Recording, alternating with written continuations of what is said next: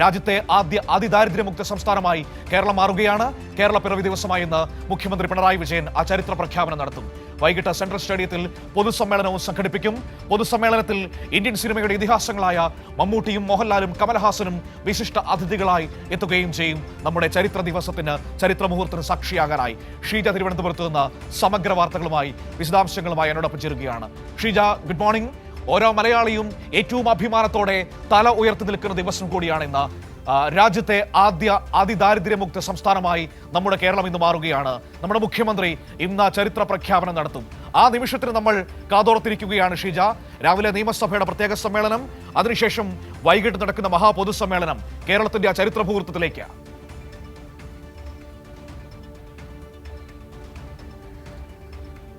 Good morning Manu. തീർച്ചയായും ഏതായാലും ഇന്ന് അത്രത്തോളം പ്രത്യേകതയുള്ളൊരു ദിനമാണ് എന്നുള്ളതിൽ ഒരു തരത്തിലുള്ള തർക്കവുമില്ല. മനു ആമുഖമായി തന്നെ സൂചിപ്പിച്ചതുപോലെ തന്നെ ഇന്ന് കേരളപ്പിറവി ദിനമാണ്. കേരളപ്പിറവി ദിനത്തിൽ തന്നെ നമ്മൾ മറ്റൊരു ചരിത്ര നേട്ടം കേരളം സ്വന്തമാക്കുന്നു എന്നുള്ളതാണ് അതിൻ്റെ ഏറ്റവും വലിയ പ്രത്യേകത എന്ന് പറയുന്നത്. ഞാനിപ്പോൾ നിൽക്കുന്നത് തിരുവനന്തപുരത്തെ സെൻട്രൽ സ്റ്റേഡിയത്തിലാണ്.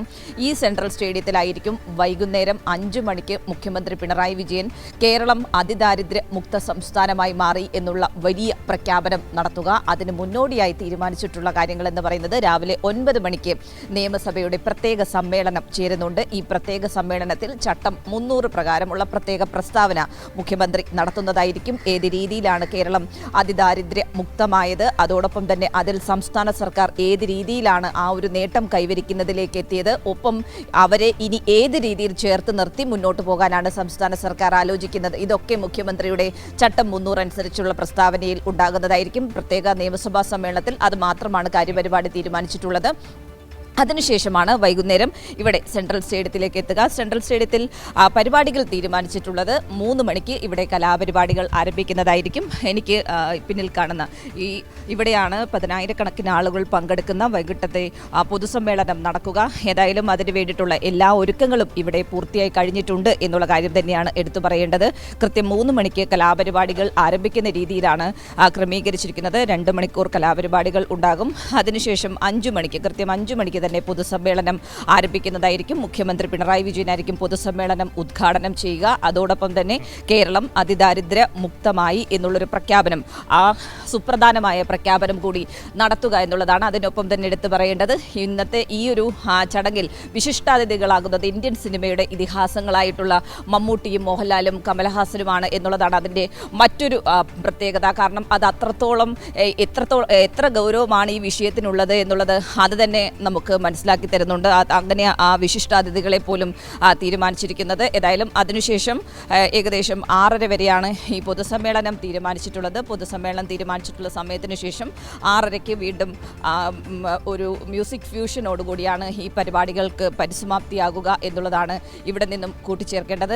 ഏതായാലും ഇതുമായി ബന്ധപ്പെട്ടുകൊണ്ട് എടുത്തു പറയുമ്പോൾ മനു ഒരു ആമുഖമായി തന്നെ സൂചിപ്പിച്ചിരുന്നു. കാരണം ഇതെങ്ങനെയാണ് ഈ ഒരു പ്രോസസ്സ് നടന്നത്. കാരണം പലരും ഈ ഒരു അവസാന നിമിഷമൊക്കെ സംശയമായിട്ടൊക്കെ രംഗത്ത് വരുന്നത് നമ്മൾ കണ്ടതാണ്. ചില വിദഗ്ധർ വരുന്നു, പ്രതിപക്ഷ നേതാവിൻ്റെ സംശയം, അങ്ങനെ നിരവധി സംശയങ്ങളൊക്കെ കണ്ടിരുന്നു. പക്ഷേ ഈ പ്രോസസ്സ് എങ്ങനെയാണ് നടന്നത് എന്നുള്ളത് ഇവർക്കെല്ലാവർക്കും അറിയുന്നതാണ്. പക്ഷേ ഈ വിഷയത്തിൽ, ഈ പദ്ധതിയിൽ സർക്കാർ കൃത്യമായ രീതിയിൽ വിജയം കണ്ടിരിക്കുന്നു എന്നുള്ളതാണ് ഇവരെയൊക്കെ അസ്വസ്ഥപ്പെടുത്തുന്നത്. അതിൻ്റെ അടിസ്ഥാനത്തിൽ തന്നെയാണ് ഈ രീതിയിലുള്ള സംശയങ്ങളൊക്കെ ആയിട്ട് മുന്നിൽ വരുന്നത്. ഏതായാലും ഇത് 2021-ലാണ് ഇതിന് ഈ ആശയം തന്നെ ഉടലെടുത്ത് വരുന്നത് എന്നുള്ളതാണ്. 2021-ൽ 2ാം പിണറായി സർക്കാർ അധികാരമേൽക്കുന്നു. ആദ്യ മന്ത്രിസഭാ യോഗത്തിൽ എടുക്കുന്ന ആദ്യ തീരുമാനം, അത് ഈ തീരുമാനമാണ്. സംസ്ഥാനത്തെ, കേരളത്തെ അതിദരിദ്ര മുക്തമാക്കുക എന്നുള്ളൊരു നിർണായകമായിട്ടുള്ള തീരുമാനം. ആ തീരുമാനം കൈക്കൊള്ളുന്നു. തുടർന്ന് അതിൻ്റെ മറ്റു നടപടികളിലേക്ക് ആദ്യം തന്നെ സർക്കാർ തീരുമാനിച്ചത് ഇതിനൊരു മാനദണ്ഡം വേണം. ആരെയാണ് നമ്മൾ അതിദരിദ്രരായി കണ്ടെത്തുന്നത്, ആരെയൊക്കെയാണ് അതിൻ്റെ പരിധിയിൽ കൊണ്ടുവരേണ്ടത് എന്നുള്ളതായിരുന്നു ആദ്യഘട്ടം മാനദണ്ഡം തയ്യാറാക്കുന്നതിൽ തീരുമാനിച്ചിട്ടുണ്ടായിരുന്നത്. അങ്ങനെ മാനദണ്ഡം തയ്യാറാക്കിയതിൽ നിന്നും മാനദണ്ഡത്തിൽ പറയുന്നത് ഒരു തരത്തിലുള്ള രേഖകളും ഇല്ലാത്ത വ്യക്തികൾ, പ്രത്യേകിച്ചും ഏതെങ്കിലും സർക്കാരിൻ്റെ പദ്ധതികളുടെയൊക്കെ ആനുകൂല്യം ലഭിക്കണമെങ്കിൽ ഒന്നുകിൽ റേഷൻ കാർഡ് വേണം, ആധാർ കാർഡ് വേണം, അവരുടെ വരുമാന പരിധി വേണം, അങ്ങനെയുള്ള കാര്യങ്ങളൊക്കെ വേണം. പക്ഷേ ഇതൊന്നുമില്ലാത്ത ഒരു ജനവിഭാഗം ഇവിടെ ഉണ്ടായിരുന്നു എന്നുള്ള കാര്യമാണ്. അത് ഒരു ഭരണകൂടത്തിൻ്റെയും ശ്രദ്ധയിൽപ്പെടാതെ അങ്ങനെയൊരു വിഭാഗം ഇവിടെ ജീവിച്ചിരുന്നു എന്നുള്ള കാര്യമാണ്. അപ്പോൾ അവരെ കണ്ടെത്തി. കാരണം ഒരു തരത്തിലും അവർ ഇവിടെ ജീവിച്ചിരിക്കുന്നു എന്നുള്ളതിന് പ്രത്യേക തെളിവ് എന്തെങ്കിലും ഉണ്ടോ എന്ന് ചോദിച്ചാൽ തെളിവില്ല എന്ന് തന്നെ പറയേണ്ടി വരും. അപ്പോൾ അങ്ങനെയുള്ള ജനവിഭാഗത്തെ കണ്ടെത്തുക, അതായിരുന്നു ആദ്യ ടാർഗറ്റ് എന്ന് പറയുന്നത്. ആ ടാർഗറ്റ് കൃത്യമായ രീതിയിൽ തന്നെ സംസ്ഥാന സർക്കാരിന് പൂർത്തിയാക്കാൻ സാധിച്ചു. അതെന്ന് പറയുന്നത് തദ്ദേശ സ്ഥാപനങ്ങളുടെ സഹായത്തോടു കൂടി കൃത്യമായ രീതിയിൽ വാർഡ് അടിസ്ഥാനത്തിൽ അതിന് വേണ്ടിയിട്ടുള്ള പരിശോധനകൾ നടത്തി. അങ്ങനെയാണ് ആദ്യഘട്ടത്തിൽ ഈ പരിശോധന പൂർത്തിയാക്കി ഒരു പട്ടിക തയ്യാറാക്കുന്നു. ആ പട്ടിക ഉടനെ മുന്നോട്ട് പോകില്ല. ആ പട്ടികയിൽ വീണ്ടും സൂക്ഷ്മ പരിശോധന നടത്തി.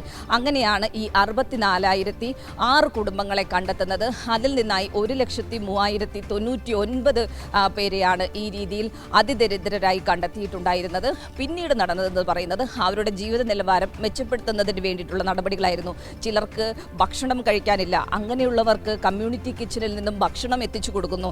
ചിലർക്ക് ആരോഗ്യ പ്രശ്നങ്ങളുണ്ട്, അവരുടെ ആരോഗ്യ പ്രശ്നങ്ങൾക്ക് സൗജന്യ ചികിത്സ ഉറപ്പാക്കുന്നു. ചിലർക്ക് വീടും സ്ഥലവും ഇല്ലാത്തവരുണ്ട്, അവർക്ക് പ്രത്യേകമായി തന്നെ ഈ ഒരു ഉത്തരവിറക്കിക്കൊണ്ട് അവരെ ചിലരെയൊക്കെ ലൈഫിൻ്റെ പരിധിയിൽ കൊണ്ടുവരാൻ പറ്റുന്നവരെ അങ്ങനെ ലൈഫിൻ്റെ പരിധിയിലേക്ക് കൊണ്ടുവരുന്നു.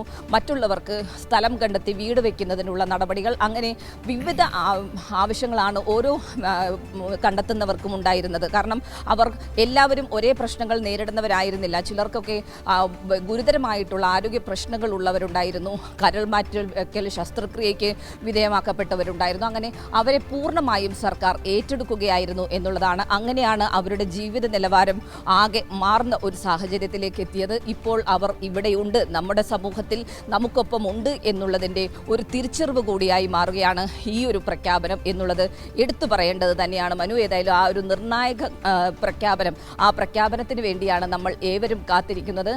ഈ രാജ്യത്ത് തന്നെ ഏക സംസ്ഥാനമാണ് ഇത്തരത്തിൽ അതിദരിദ്രർ ഇല്ലാത്ത സംസ്ഥാനമായി മാറുന്നത് എന്നുള്ളത് തന്നെയാണ് കേരളത്തിൻ്റെ ഏറ്റവും വലിയ മികവെന്ന് പറയുന്നതും. അത് യാഥാർത്ഥ്യമായത് പിണറായി സർക്കാരിൻ്റെ ഇച്ഛാശക്തി അതൊന്നുകൊണ്ട് തന്നെയാണ് എന്നുള്ളതും ഈ ഒരു ഘട്ടത്തിൽ അടിവരയിട്ട് തന്നെ നമുക്ക് വ്യക്തമാക്കാനും കഴിയും. മനു.